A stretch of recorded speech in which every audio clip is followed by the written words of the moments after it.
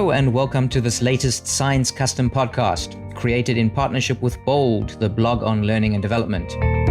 I'm Sean Sanders, Director and Senior Editor for Custom Publishing at Science, and I'm very pleased to have you join me for this series of podcast interviews with outstanding researchers who are attempting to make positive changes in the lives of children and adolescents by seeking practical solutions for a complex world. Apart from this common goal, they are also all recipients of the prestigious Klaus J. Jacobs Research Prize, a 1 million Swiss francs grant awarded by the Jacobs Foundation that recognizes exceptional achievements in the field of child and youth development. In today's podcast, I'm talking with Dr. Dante Cicchetti. Dante is the Research Director at the University of Minnesota's Institute for Translational Research in Children's Mental Health.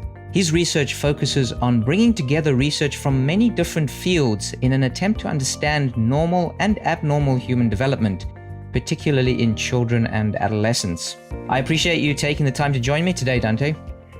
It's great to be here, Sean. Thank you. So, Dante, the first question I have for you is, what are some of the factors that have the greatest impact, both positive or negative, on child development? First of all, in early development, forming a secure attachment relationship with your primary caregiver, be it mother or father, has a great impact on positive outcomes. There are some children who don't form early attachments that are secure, but that does not doom them to maladaptation throughout the lifespan.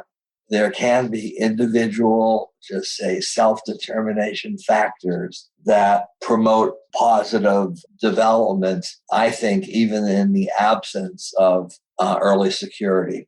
I think the ability to regulate their emotions is critical. And of course, a contributor to positive outcomes, would be child intelligence. What things are negative? Well, one is child maltreatment, physical abuse, emotional abuse, sexual abuse, and physical neglect. Most maltreated kids develop less optimally than their non-maltreated peers. Other factors are institutionalization. Prior to any intervention, kids reared in institutions do not develop in an optimal fashion. Not always, but parental mental illness can exert a negative impact on child development. So those are just some. I mean, there's probably quite a few more than that. But early success does not inoculate a child to be successful against problems. And early developmental failure does not doom the child to have later problems. What do you think determines resilience in children, and why are some able to survive and thrive following adversity while others are not? Well, this is somewhat of a difficult question in that how does one define resilience? It's a multidimensional construct. So if you do well in one early issue, it doesn't mean in subsequent developmental domains that they're going to do well and remain resilient. So one could argue if an abused child somehow manages to have a secure attachment with its caregiver who has been the maltreater, that's resilience. But we don't know what happens to that child over time, psychologically, biologically, etc. So it's a dynamic developmental process. Now, some people, Dr. George Bonanno at Columbia, working with elderly people and adults, claims that resilience is very, very common. And Ann Maston, who is my colleague here at Minnesota, likewise believes it's very common. Most people who are exposed to terrible things wind up doing okay. Doing well in the face of adversity still gives a child a chance to succeed. To me, I think these are amazing people.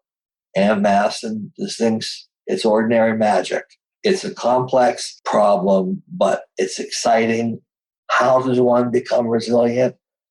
That's what we need to do to get way better at. What are the mechanisms underlying resilience? That's the big future research. You've looked at what interventions could help children overcome adversity and build resilience. Can you talk about some of these interventions and also about the optimal time in life to initiate them?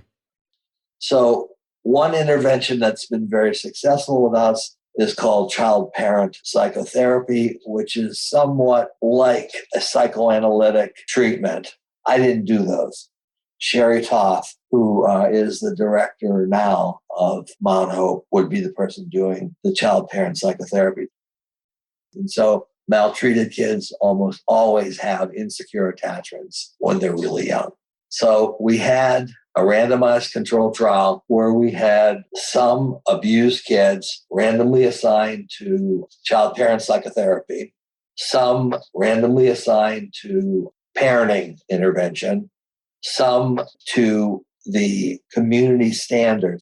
And finally, we even had a fourth group, which was just normal, non-maltreated kids from low socioeconomic backgrounds. So at baseline, at 12 months, maltreated kids had 3 out of 90 secure attachment. The parenting intervention was about 3 out of 90. The community standard was 0 out of 90. And the normative control group was about 45%, which is very similar to what attachment security rates are in children from the low socioeconomic strata.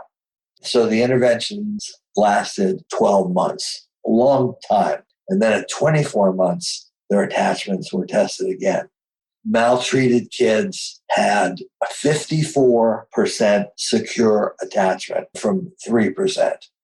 The parenting intervention had 51% secure attachment from 3%, but they are not significantly different. So child-parent psychotherapy and parenting interventions were the same.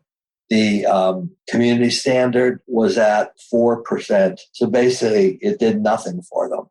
And finally, the comparison group had about, I think, 41%, slight decrement. So actually, those two groups looked better than the normal control. And then you ask the key question about, what's the optimal time to do an intervention? And that I can't answer you. Timing, I know, is critical, maybe more critical than what you do. But I don't think that if you don't do it early, like I said earlier, that a child can't be helped or a family can't be helped. So the mechanisms of resilience and timing of interventions are real important things for future work. So the final question I have for you, Dante, is how will the work that you're doing have a measurable impact in the lives of children, and how can this be assessed? So I think we could change some of the practices and have in local departments of human services. And that would help children and families there. And I think we can help by talking about our work and show it can reduce stigma of, say, maltreating parents or individuals with a mental illness, because not all maltreating parents are against their children. I think most of them love their children. One of the other things that we used to do was we had seminars every 3 months, and we would invite families in our research to come to the seminars. And we would show them videotapes of, their children. We had quarterly newsletters where we let them know what we were finding. It was a partnership. They were helping us do research, but we were in their corner. And I think that's important. Mm-hmm. I think that's it. Dante, thank you so very much for talking with me about your work. It really has been a pleasure. Thank you. It's been great to meet you and talk with you. And thank you to our podcast audience for joining us. If you'd like to send us your feedback or suggestions, please send an email to custompodcast, all one word, @aaas.org. For more podcasts in this series, please visit the Blog on Learning and Development website by going to bold.expert. Thank you again to Dr. Dante Cicchetti and to the Jacobs Foundation for making this series possible. I'm Sean Sanders. Thank you for listening.